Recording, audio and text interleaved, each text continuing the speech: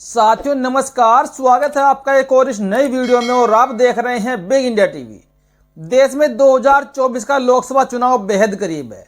साथियों हमने लगातार बसपा सुप्रीमो को लेकर बात करी कि बहन जी अब इंडिया वाले गठबंधन में आ रही हैं या बहन जी उस दिन गठबंधन में आ जाएंगी।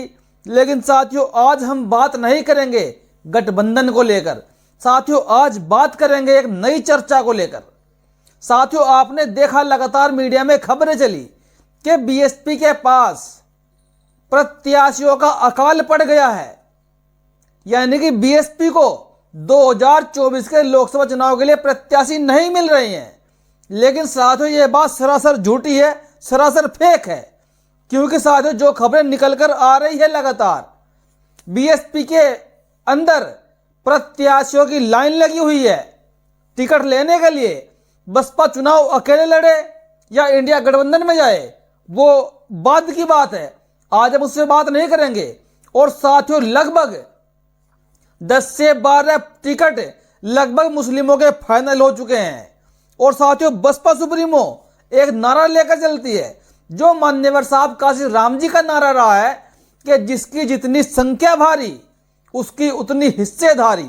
तो साथियों उत्तर प्रदेश में तकरीबन जो लोग कहते हैं कि उत्तर प्रदेश में मुस्लिमों की आबादी 20% है, 22% है, लेकिन साथियों जो हकीकत है उत्तर प्रदेश में मुस्लिमों की साथियों आबादी लगभग 25% है। और बसपा सुप्रीमो उत्तर प्रदेश के 80 टिकट में से लगभग साथियों 20 टिकट मुस्लिम समुदाय के लोगों को देने जा रही है। साथियों ऐसा क्यों? क्योंकि साथियों वर्तमान में मुस्लिम नाम को लेने से भी समाजवादी पार्टी प्रमुख परहेज कर रही हैं, राहुल गांधी भी किनारा कर रही हैं। वो साथियों मैं आपको आगे बताऊंगा, लेकिन फिलहाल मैं आपको बताऊं कि उत्तर प्रदेश में साथियों तकरीबन 30 से 40 सीटें ऐसी हैं जहां पर दलित और मुस्लिम समीकरण बहुत ज्यादा भारी संख्या में काम करता है, यानी कि 30 से 40 सीटों के ऊपर लगभग 50 से 70% तक वोट दलित और मुस्लिम समाज का है। अगर दूसरा समाज वोट भी ना दे तो भी इन सीटों को दलित मुस्लिम समीकरण के बहाने आराम से जीता जा सकता है। आपने साथियों 2014 का लोकसभा चुनाव देखा। 2014 के लोकसभा चुनाव में बसपा ने चुनाव अकेले लड़ा, समाजवादी पार्टी ने चुनाव अकेले लड़ा। बसपा को 0 सीट मिली, समाजवादी पार्टी को 2-4 सीट मिली। लेकिन साथियों जैसे ही 2019 के लोकसभा चुनाव में बसपा और समाजवादी पार्टी ने गठबंधन किया, बसपा को 10 सीट मिली, समाजवादी पार्टी को फिर वही 4-5 सीट मिली। तो साथियों मायने क्या रखता है कि जैसे ही मुस्लिम वोट के साथ दलित वोट बैंक मिल जाता है तो सीटों में इजाफा होता है, या आप ये कह लीजिए कि जैसे ही दलित वोट बैंक के साथ मुस्लिम वोट बैंक मिल जाता है तो वोटों में इजाफा हो जाता है। और इस बात को जो मुस्लिम प्रत्याशी हैं, जो लड़ने वाले प्रत्याशी हैं, वो लोग इस बात को समझ चुके हैं और इस बार मुस्लिम प्रत्याशी बसपा की तरफ बड़ी तेजी से भाग रहे हैं। मुस्लिमों की ख्वाहिश है कि हम बसपा से चुनाव लड़े, क्योंकि समाजवादी पार्टी से मुस्लिमों की रुचि नहीं रही कि वहां से वो चुनाव लड़े, क्योंकि मुस्लिमों ने समाजवादी पार्टी को खुलकर वोट देख लिया और चुनाव लड़के भी देख लिया। जब तक मुस्लिमों के वोट के साथ में दलितों का वोट नहीं मिलेगा तब तक साथियों प्रत्याशी नहीं जीत सकते। अब मैं साथियों आपको बताऊं कि आखिर वो 10-12 सीट कौन सी है जो वर्तमान में अभी तक लगभग तय हो चुकी है कि इन सीटों पर मुस्लिम समाज के प्रत्याशी ही लोकसभा का चुनाव लड़ेंगे। साथियों पहले नंबर पर सीट आती है सहारनपुर की सीट।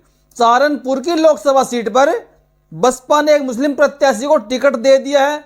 उनका नाम भी अब से 2 महीने पहले अनाउंसमेंट हो गया था, जिनका नाम साथियों माजिद अली है। उसके बाद साथियों बात करें तो मेरठ की लोकसभा सीट, मेरठ की लोकसभा सीट पे भी साथियों लगभग 3 मुस्लिम प्रत्याशी टिकट लेने की लाइन में लगे हुए हैं। और ये तय हो चुका है कि मेरठ की लोकसभा सीट से लड़ेगा तो मुस्लिम ही लड़ेगा। इसके बाद साथियों अमरोहा की लोकसभा सीट, अमरोहा की लोकसभा सीट पे 2019 के लोकसभा चुनाव में दानिश अली को टिकट मिला और वहां पर जो दलित मुस्लिम समीकरण है उसके चलते उन्होंने जीत हासिल की। लेकिन इस बार दानिश अली कांग्रेस में चले गए तो उनके हाथ से दलित वोट तो फिसल गया और जो अब टिकट हो रहा है अमरोहा की लोकसभा सीट से, तो वह साथियों मुजाहिद नाम के एक प्रत्याशी हैं मुस्लिम समाज के ही। इस बार उनको टिकट होगा, तो साथियों अमरोहा की लोकसभा सीट पर भी मुस्लिम को टिकट मिलने वाला है। इसके बाद साथियों बात करें मुरादाबाद की लोकसभा सीट। मुरादाबाद की लोकसभा सीट पर लगभग मुस्लिम प्रत्याशी सैफी नाम के प्रत्याशी का अनाउंसमेंट हो चुका है। और इससे अगर आगे की बात करें तो साथियों संभल की लोकसभा सीट पर 100% मुस्लिम को टिकट होने वाला है बहुजन समाज पार्टी से, क्योंकि संभल की लोकसभा सीट पर दलित मुस्लिम समीकरण काफी मजबूत है। और 2019 के लोकसभा चुनाव में भी सपा बसपा गठबंधन यानी कि दलित मुस्लिम गठबंधन से ही सभी को रहमान जी को जीत मिली थी। और इसके आगे बरेली की लोकसभा सीट, बरेली की जो एक बेहड़ी लोकसभा सीट है, जहां से वर्तमान में वरुण गांधी जी सांसद रहे हैं। और इस सीट पर साथियों बसपा सुप्रीमो की तरफ से भी मुस्लिम को ही उतारा गया है। लगभग साथियों अनीस खान फूल बाबू के नाम से एक प्रत्याशी है, उनको लोकसभा का टिकट देने की बात चल रही है बरेली की बेहड़ी लोकसभा सीट से। इसके बाद साथियों बात करें तो कन्नौज की लोकसभा सीट, मुरादाबाद की लोकसभा सीट और साथियों इसके बाद अंबेडकर नगर की लोकसभा सीट। इन तीनों सीटों पर भी साथियों लगभग मुस्लिम प्रत्याशी को ही बसपा का टिकट मिलने वाला है। तो लगभग साथियों 9 सीटें ऐसी हैं जहां से बसपा ने अपने प्रत्याशी मुस्लिम के रूप में चिन्हित कर लिए हैं। और बहुत जल्द ही कुछ का तो नाम अनाउंसमेंट हो गया और बहुत जल्द ही कुछ लोगों का नाम अनाउंसमेंट होने वाला है। जबकि अंबेडकर नगर से साथियों 2019 के लोकसभा चुनाव में एक ब्राह्मण समाज के रितेश पांडे नाम के व्यक्ति बसपा के सांसद रहे। और उन्होंने क्या आरोप बहन जी के ऊपर लगाया कि बहन जी हमको अपनी मीटिंगों में नहीं बुला रही है, हमसे दूरी बनी हुई है। और ये आरोप लगाकर रितेश पांडे निकल चुके बसपा से और 2-3 घंटे बाद ही भाजपा से टिकट ले लिया अंबेडकर नगर से ही। लेकिन वो ये भूल गए कि अंबेडकर नगर की सीट पर दलित मुस्लिम समीकरण है और इस बार मुस्लिम समाज जागरूक हो चुका है, अवेयर हो चुका है। और लगभग साथियों बसपा का तो पहले से ही रुझान रहा है कि लगभग मुस्लिमों को उनकी आबादी के हिसाब से टिकट दिए जाते रहे हैं, चाहे विधानसभा की बात हो चाहे लोकसभा की बात हो। और साथियों फिर ये कह लीजिए या तो मुस्लिम आगे रहा बसपा से टिकट लेने में या फिर बसपा आगे रही मुस्लिमों को टिकट देने हैं। साथियों अब बात करते हैं कि समाजवादी पार्टी प्रमुख मुस्लिम नाम से परहेज क्यों कर रहे हैं। साथियों अभी दिल्ली के अंदर आपने मामला देखा, जो वहां पर मुस्लिम समाज के लोग नमाज पढ़ रहे थे तो उनके ऊपर पुलिस वालों ने लातें बरसाई, उनको लातें मारी गई नमाज पढ़ते हुए को। और इस पर समाजवादी पार्टी प्रमुख का क्या बयान आया कि अब तो प्रार्थनाओं पर भी प्रहार हो रहा है। क्या समाजवादी पार्टी प्रमुख को यह नहीं कहना था कि मुस्लिम भाइयों को नमाज पढ़ने पर क्यों रोका गया, क्यों उनके साथ दुर्व्यवहार किया गया, क्यों उनकी पिटाई की गई। अगर समाजवादी पार्टी मुस्लिम सबको लिख देते कुछ उनका बिगड़ जाता। लेकिन ऐसे में यह साफ इंडिकेट करता है कि समाजवादी पार्टी प्रमुख मुस्लिमों से परहेज कर रही है उनका नाम लेने से। समाजवादी पार्टी प्रमुख का बाबरी मस्जिद पर कोई बयान नहीं आया, उत्तराखंड में मज़ारें टूटी कोई बयान नहीं आया। जबकि आकाश आनंद ने रमजान को लेकर साफ साफ ट्वीट कर दिया कि देश के सभी मुस्लिम भाइयों को रमजान बहुत बहुत मुबारक हो। लेकिन अखिलेश यादव ने क्या लिखा कि रमजान की हार्दिक शुभकामनाएं। यहां भी मुस्लिम नाम से परहेज कर लिया। बहन कुमारी मायावती जी ने उत्तराखंड में जो मज़ारें तोड़ी गई उन पर सवाल उठाए और वो सख्ती से सवाल उठाए कि यह गलत हो रहा है। बहन कुमारी मायावती जी ने यह भी कहा कि जब भी भविष्य में बाबरी मस्जिद का फैसला आएगा, अगर इसके हक में आया तो हमें उसका भी स्वागत होगा। लेकिन समाजवादी पार्टी प्रमुख ने तो कुछ नहीं बोला। तो साथियों इस बार देश का मुस्लिम समाज लगभग तय कर चुका है। और जो खबरें निकल कर आ रही है, खासकर जो एक पढ़ा लिखा तबका है मुस्लिम समाज का, उसका झुकाव साथियों बसपा की तरफ आ चुका है। क्योंकि वो जानता है बगैर दलित मुस्लिम समीकरण के चुनाव जीता नहीं जा सकता इस प्रदेश के अंदर, इस देश के अंदर। और एक तरफ साथियों बड़ा महागठबंधन बना हुआ है इंडिया नाम का, और राहुल गांधी और अखिलेश यादव ने गठबंधन किया है उत्तर प्रदेश में। लेकिन राहुल गांधी जी भी मुस्लिम वोट के ऊपर ही डिपेंड है। और अखिलेश यादव जी भी मुस्लिम वोट के ऊपर ही डिपेंड है। जबकि कांग्रेस चाहती है कि बसपा सुप्रीमो गठबंधन में आए। बसपा सुप्रीमो के लिए गठबंधन के दरवाजे परमानेंट खुले हैं, जब चाहे आ सकती हैं। लेकिन समाजवादी पार्टी प्रमुख नाराज हैं, वो नफरत कर रही हैं, वो चाह रहे हैं कि बसपा गठबंधन में न आए।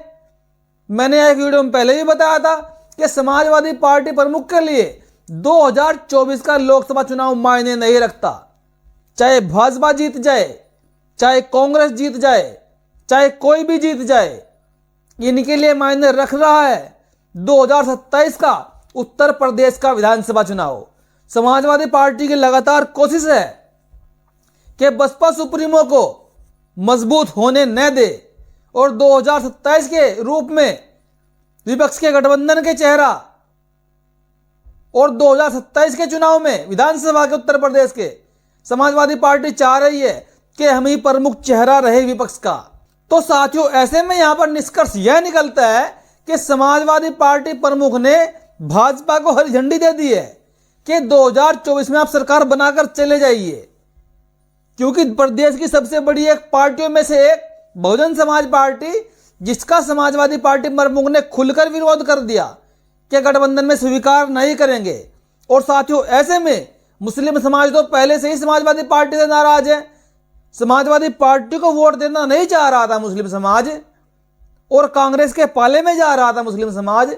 लेकिन जैसे ही समाजवादी पार्टी और कांग्रेस का टाई अप हुआ, इनका जॉइंट वेंचर हुआ, गठबंधन हुआ, तो साथियों ऐसे ही मुस्लिम समाज ने किनारा करना शुरू कर दिया।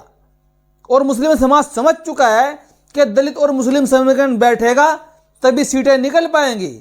तो इस बार मुस्लिम प्रत्याशियों का रुझान भी बसपा की तरफ चला गया और मुस्लिम वोटरों का रुझान भी लगातार बसपा की तरफ रुख कर रहा है। तो साथियों, ऐसे में आपकी क्या प्रतिक्रिया है? अपनी प्रतिक्रिया कमेंट बॉक्स में जरूर दीजिएगा। वीडियो देखने के लिए धन्यवाद।